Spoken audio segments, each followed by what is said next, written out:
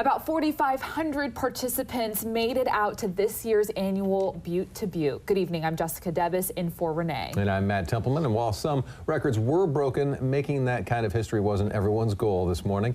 KZI 9 News reporter Nat Wynn is live in the studio with what pushes people to take part. Nat? Matt and Jessica, it was a tight race in the 10K men's division with Chris Kwiatkowski taking first by mere seconds with a time of 30 minutes and 14 seconds.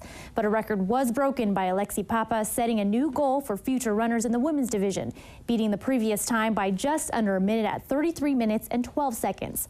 While they are obvious winners in this race, many runners were calling today a personal victory too. And with the bang of a gun, they were off. And while this race may have begun at 8 a.m., some journeys started well before then. Since the past year, we've lost each over 100 pounds, and so we wanted to challenge ourselves this year and participate in our first 10K.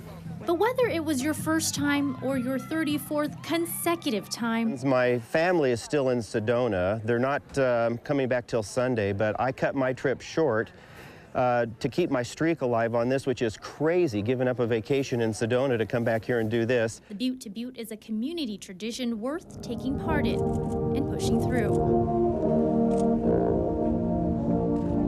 Once you get to the top of the hill, you're in it. Like, you're knee deep. You've already endured so much of the pain of the race that, like, it's almost like a slap in the face to start with the hill, but like a good one. So whatever the reason, by crawl,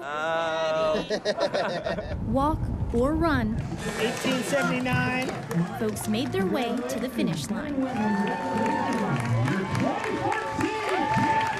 And while they may not have been number one in the race, achieving their own personal goals was more than enough reason to celebrate. You know, the goal is for us is really just to get across that finish line and, you know, make it through. So we aren't really looking to, you know, be first place, but, you know, just trying to improve our lifestyle overall. Because what better way to honor Independence Day than to challenge yourself and succeed?